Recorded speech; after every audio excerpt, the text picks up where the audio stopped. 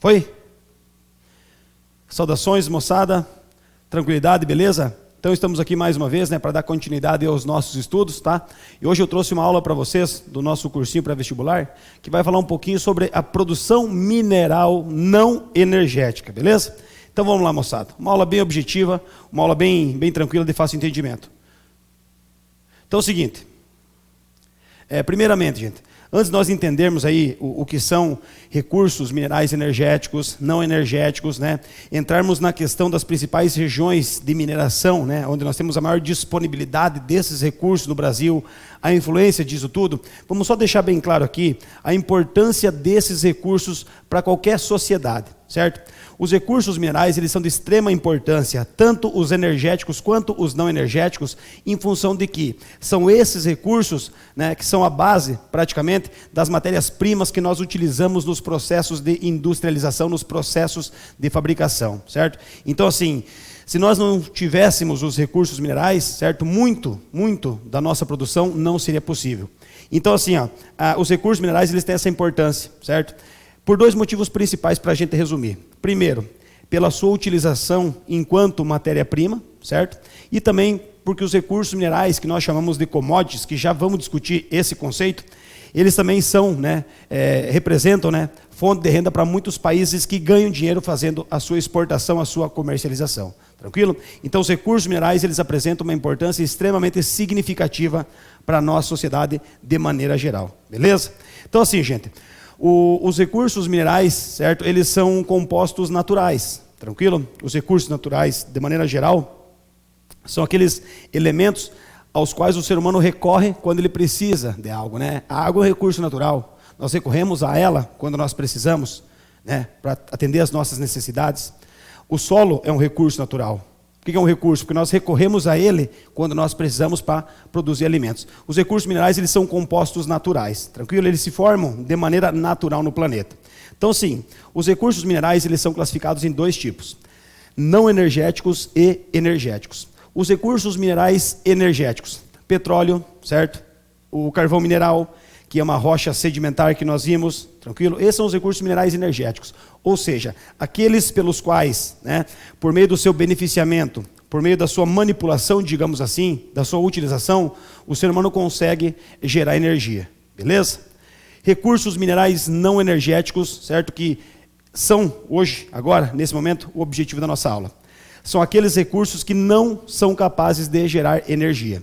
Aí assim, como vocês podem acompanhar no slide, nós temos dois grandes grupos de recursos minerais não energéticos: os metálicos e os não metálicos.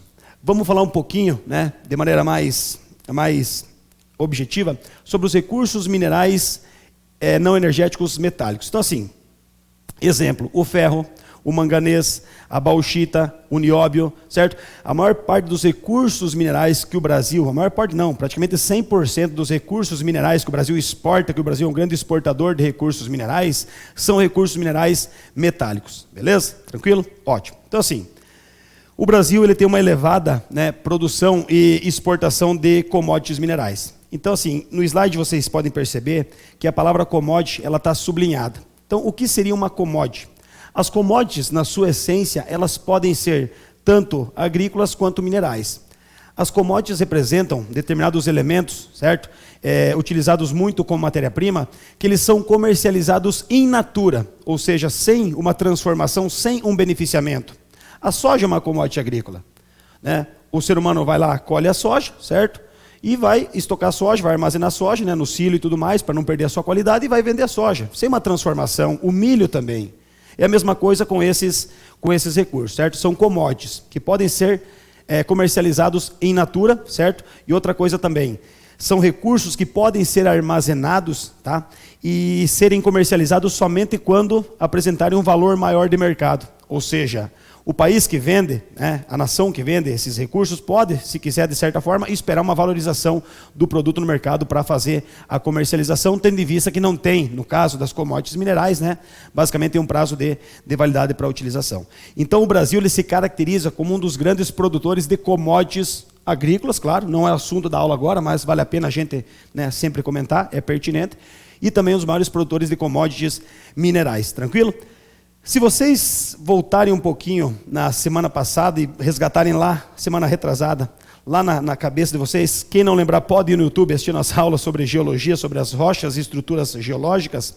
Eu falei para vocês que a maior parte das jazidas minerais que nós encontramos hoje, não só no Brasil, mas no mundo de maneira geral, estão naqueles locais, né, que nós classificamos o embasamento rochoso, a estrutura geológica, como escudos cristalinos, certo? Os escudos cristalinos, junto com as bacias sedimentares e os dobramentos modernos, representam os 3 principais tipos de estrutura geológica que existem no mundo. O Brasil, por exemplo, nós vimos na aula retrasada, se eu não me engano, no Brasil não existem dobramentos modernos. No Brasil nós temos muitas bacias de sedimentação e também temos alguns escudos cristalinos. E são justamente nesses escudos cristalinos que nós encontramos as principais jazidas e área de exploração mineral do Brasil. Então, nós destacamos 4 principais áreas de exploração mineral não energética e metálica. Primeiramente, vamos lá, quadrilátero ferrífero, tá? O quadrilátero ferrífero é uma área de exploração mineral que fica no estado de Minas Gerais, tranquilo? De Minas Gerais. No quadrilátero ferrífero nós temos como principais minérios explorados o ferro e o manganês. Só fazendo uma observação, um adendo aqui, que eu toquei no termo de minério. Qual que é a diferença de mineral e minério? Os minerais, como nós vimos nas aulas passadas, são aqueles elementos que se formam por meio de processos físico-químicos no magma, pela união de vários, né, elementos químicos. As rochas são compostas por minerais, certo? Agora sim, quando uma rocha, uma região, tem uma quantidade significativa, certo? E rentável, viável de exploração de minerais, nós chamamos aquilo de minério. Por exemplo, você pode achar um conjunto, um grupo de rochas que tenha o tal do ferro, certo? Só que quando que vai ser chamado de minério de ferro? A partir do momento que é explorado, é extraído esse ferro. E como que isso é definido? A definição, né, a organização, digamos assim, a instalação do empreendimento de mineração, uma jazida mineral, é definida por 2 fatores básicos. O teor do metal, o teor metálico e o valor do metal. O teor é o quanto tem, certo? E o valor, o quanto que é pago.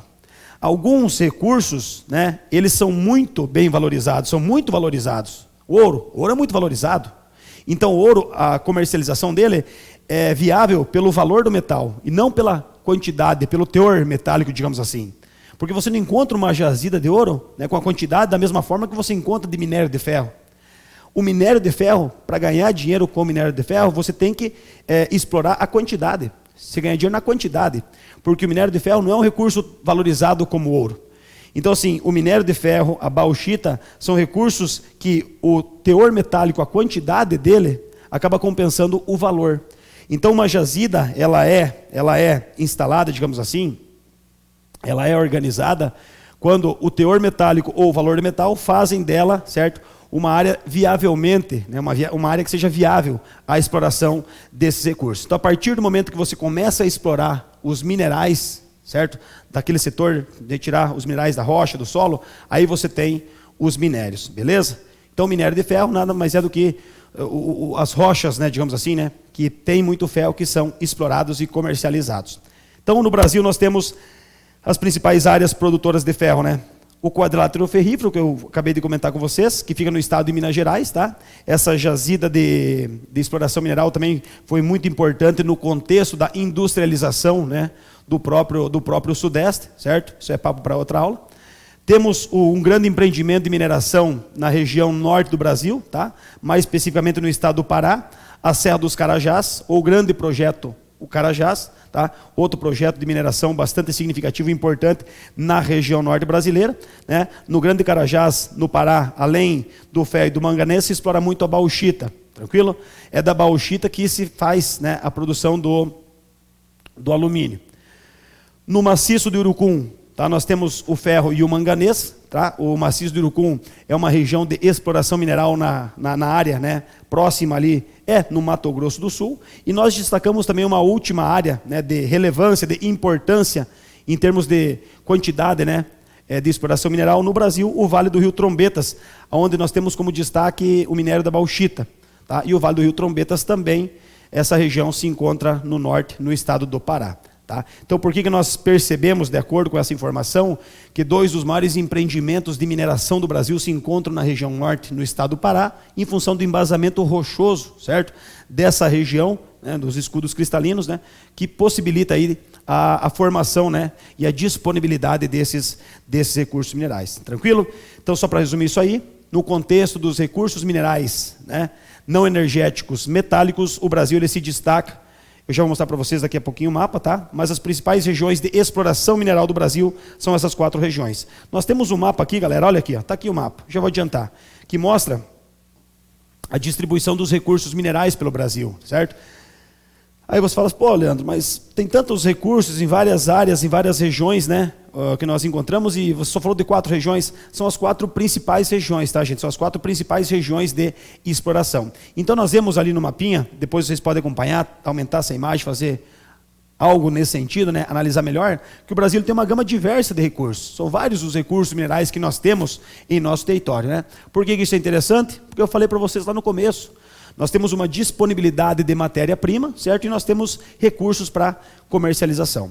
Só vou fazer uma observação que eu deveria ter feito antes, quando eu falei sobre as commodities. Qual que é o problema das commodities? As commodities elas não são tão valorizadas no mercado externo. Por quê? Porque tem muitos países que vendem, né, comercializam esses produtos, esses insumos, esses recursos. E uma coisa que a gente aprende, né, na economia, não precisa ser um gênio, é que o preço, a oscilação disso, depende das características do mercado. É a lei da oferta e da procura, certo? Quanto mais países, né, ofertando, o preço vai lá embaixo. Quanto menos recursos tem disponível no mercado, o preço vai lá em cima. Então as commodities, elas representam recursos, tá, que muitos países produzem. Então não tem um valor tão significativo assim, agregado nesses elementos. É o que eu sempre falo com a galera, falo com meus alunos. Se você pega e vende, né, o minério de ferro do Brasil, a bauxita, o estanho brasileiro para os Estados Unidos, certo? E depois você compra um celular da Apple, um iPhone, você vai pagar muito mais caro no celular do que talvez em 100 quilos, 200 quilos de minério de ferro, de bauxita, né, de recurso que foi utilizado para fazer o celular. Por quê que eu pago muito mais caro? Porque o nosso recurso mineral ele é barato porque tem muita gente aqui que produz, certo? Então assim, são importantes, claro, para a geração de renda, né? Os processos de comercialização desses recursos, dessas commodities, mas eu não quero que vocês pensem que o Brasil vai ficar milionário, vai ser um país extremamente rico, porque é um país que vende bastante recurso mineral, tranquilo? É importante para a sociedade, mas em função de que muitos países produzem, não são recursos que têm um valor tão significativo, né, assim no mercado, beleza? É claro que o ouro é outro caso, né? É outra situação, beleza? Então, moçada, os recursos minerais também, não energéticos, eles podem ser classificados como não metálicos, que não possuem, né, metal na sua composição, certo? E que não tem capacidade ou característica nenhuma, né, competência, digamos assim, de condução de energia, condução de calor ou algo nesse sentido, beleza? E nós destacamos no Brasil 2 de maneira principal, cal e o sal marinho, certo? Areia também, claro, é um recurso não metálico, tá? O cascalho, as argilas, né? Areia e areia, no caso, né? Muito utilizada na construção civil, as argilas também para fazer tijolo e tudo mais, mas o que mais se destaca no Brasil enquanto volume de produção são respectivamente cal, certo? E o sal marinho. O cal ele é extraído das regiões onde nós encontramos as rochas sedimentares de origem química, que nós chamamos de calcário, tá? Que já discutimos sobre o seu processo de formação nas aulas anteriores, né? Vocês lembram, certo? E o cal ele é encontrado praticamente em todo o território brasileiro. Quais são as 2 maiores aplicações, né, da cal, ou do cal? Agora fiquei na dúvida como é que se pronuncia isso aí. Primeiro, a construção civil, certo? Nós sabemos disso. E o cal é muito utilizado também na agricultura, né? É um insumo, é um elemento que é muito usado para para regular, né, o pH do solo, para controlar a acidez do solo, beleza? Então o Brasil se destaca na produção do cal. E praticamente em todas as regiões do Brasil nós encontramos. E temos também o sal marinho, certo? Onde mais de 90% da produção está na região, né, do estado do Rio Grande do Norte, beleza? O sal marinho, lógico, é o sal que nós utilizamos no dia a dia, né, para fazer nossa comida e tudo mais, e 90%, quase toda a produção brasileira está na região do Rio Grande do Norte. Por quê? Porque a região do Rio Grande do Norte, né, essa região em específico, tem as características naturais, certo? mais favoráveis para extração desse recurso, beleza? Como a região plana, né, com bastante ventos, tranquilo? O que favorece aí, né, o acúmulo desse sal marinho, né, e também a sua extração, tranquilo? Então segue o jogo aqui, moçada, já havia comentado com você sobre o mapa, e aqui eu trouxe uma informação, né, que mostra o Brasil e a sua posição, né, enquanto produtor de alguns recursos minerais. Então vamos lá só para destacar, o manganês, tá? O Brasil é o segundo maior produtor de magnesita, desculpem, estou olhando o slide, está muito pequenininho lá, de magnesita do mundo, né, de onde você extrai também faz a exploração do magnésio, que dentre outras utilidades também tem a sua aplicabilidade na agricultura, mas o que mais destaca ali, né, que nós vemos a primeira posição do Brasil enquanto maior, digamos assim, produtor, né, de nióbio. O nióbio, aí, praticamente 93% das jazidas de nióbio estão em território brasileiro. Tranquilo? A participação mundial do Brasil, né, no contexto do nióbio é de 93%. O nióbio ele é muito utilizado, caso alguém não saiba, ele tem um poder de fusão muito, digamos assim, muito elevado, uma temperatura de fusão. Então o nióbio ele é muito utilizado em elementos que necessitem, né, resistir a uma temperatura muito elevada, como por exemplo, aquelas turbinas de naves aeroespaciais, jatos e tudo mais, beleza? É um recurso que se o Brasil souber realmente conduzir, organizar a sua exploração, pode ser um recurso bastante estratégico, tá? Para o nosso Brasil. Gente, eu tenho uma informação aqui, que não é do Brasil, mas ela é muito interessante, porque para a gente poder, né, entender e utilizar, né, as informações para poder fazer uma análise aí de alguns processos, alguns fatos. Então, assim, a utilização dos recursos minerais por parte de uma sociedade, eu posso associar isso com a evolução econômica, com o crescimento econômico, certo? Sim, certo. Veja a China, por exemplo. A China, olha só, acompanhe comigo ali na imagem. A China, ela vem num crescimento, tá, extremamente significativo no consumo, né, mundial dos metais, de 1990 para 2014. Vejam mais ou menos ali em 2002 qual que era o consumo chinês. Olha ali para o volta de 2013, 2014, o quanto que esse consumo aumentou.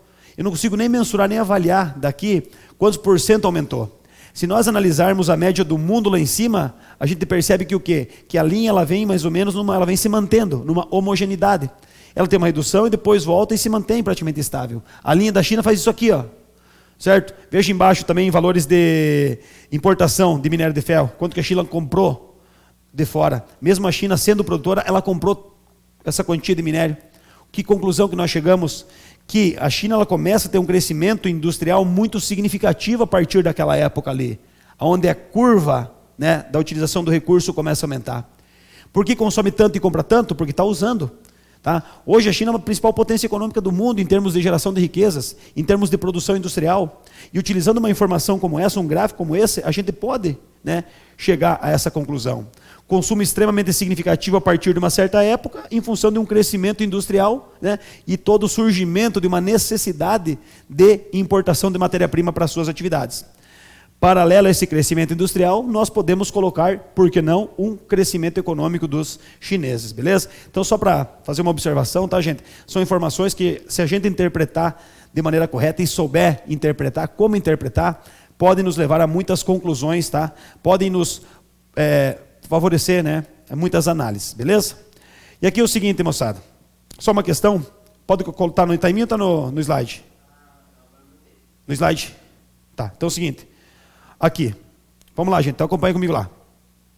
Questão da Universidade Federal de Santa Maria, Rio Grande do Sul, tchê barbaridade. Aqui nós temos então o mapa do Brasil e alguns recursos, né? Alguns recursos aí espalhados pelo território brasileiro. Petróleo e gás natural, lógico, nas bacias sedimentares. Ali o sal marinho, lá na região do Rio Grande do Norte, ferro, manganês, ouro e assim vai. Aí bacias sedimentares e os escudos cristalinos. Conseguem perceber que, como eu falei para vocês, para provar que eu não estou mentindo dessa vez, que todos os recursos minerais, praticamente todos eles, quase 100% deles, esses metálicos, ferro, manganês e tudo mais, eles estão nos escudos cristalinos, certo? Perceberam isso, né? Enquanto que nas bacias de sedimentação nós temos os recursos minerais energéticos, que será assunto para outra aula, tá? E por que só para fazer uma observação? Esses recursos minerais energéticos, como o petróleo, como o carvão mineral, por que eles se formam nessas regiões? Justamente porque são regiões de sedimentação. onde nós tivemos aí, ao longo do processo geológico de organização do nosso planeta, os milhões e milhões de anos, tá? Muita matéria orgânica sendo soterrada por sedimentos, tá? nessas regiões geográficas. Mas vamos para a questão aqui. Observamos o mapa e vamos analisar as alternativas. Primeira, os principais recursos minerais brasileiros, como ferro, bauxita, manganês, são utilizados como commodities, ou seja, importados in natura para indústrias de transformação no exterior. A maior parte da extração mineral do Brasil ocorre em áreas de escudos cristalinos devido à diversidade de minerais e rochas que compõem essa litologia. Ótimo, diversidade de rochas, maior a possibilidade de diversidade de minerais. A extração de sal em território brasileiro é totalmente realizada em áreas litorâneas, que estão em contato com bacias sedimentares. A mineração pode ser considerada uma das atividades humanas que mais causam impactos ao ambiente. A que conclusão chegamos, certo? Que todas elas estão corretas, certo? É só um detalhezinho que eu vi agora aqui, nessa justificativa da questão, que na verdade eu deveria ter tirado ela daí, que só para lembrá-los que os escudos cristalinos, tá bom? Que representam aí as principais regiões de ocorrência dos nossos minerais, eles se formaram lá no período do pré-cambriano, tá bom? Dentro daquela coluna geológica que nós havíamos estudado. Eu só quero fazer uma observação antes de encerrar essa aula, gente, sobre esse quarto item aí, que eu não havia falado nada, que assim, dentre as atividades humanas, né, a atividade de mineração, dependendo da forma como ela é conduzida, ela é uma das atividades que mais causam impactos na natureza, tá? Então, assim, a exploração mineral, geralmente, ela é feita de duas maneiras. Ou a céu aberto, que é o que predomina em território brasileiro, ou em profundidade, certo? Que são aquelas galerias que alguns anos atrás tivemos, né, aquela situação caótica, né, e extremamente triste, né, dos dos mineradores, digamos assim, né, ou mineiros agora, não sei o termo, minerador, sabia, mineira de Minas Gerais, né? Os mineradores no Chile, né, na exploração do cobre, que o Chile é um país, um dos maiores, acho que é uma das maiores jazidas de cobre do mundo, se encontra no Chile, mas já está em vias de escassez. Então aquilo é uma mineração de profundidade. Demanda mais gasto, é mais perigoso, tá? Mas geralmente é mais, vamos dizer assim, o ganho econômico é mais significativo. Então temos essas duas formas de exploração. Em ambos os casos nós temos uma degradação ambiental significativa. Imagina o projeto Carajás encravado no meio da floresta amazônica. Para você abrir todo aquele empreendimento de mineração, toda a vegetação em cima, a primeira coisa que tem que fazer é retirar. Consegue perceber isso? Então, assim, a exploração mineral, ela causa impactos, sim, principalmente aquela que acontece de maneira clandestina, que nós sabemos muito bem que acontece na região da Amazônia, né, em outras regiões brasileiras, a exploração do ouro, o garimpo, que além do comprometimento da vegetação, você tem o quê? Toda a questão digamos assim, do mercúrio, né, que é utilizado para separar o ouro de outros sedimentos, de outros elementos, esse mercúrio vai direto para a água, contamina peixe, contamina rio, contamina o solo e assim por diante. Então, só para fazer uma observação que eu vi a questão, que as atividades de mineração elas têm um impacto bem significativo, né, dentro do contexto de alterações ambientais. Beleza, meus amiguinhos? Então, por enquanto, é isso, beleza? Logo conversamos, tranquilo? Até a próxima. Fui.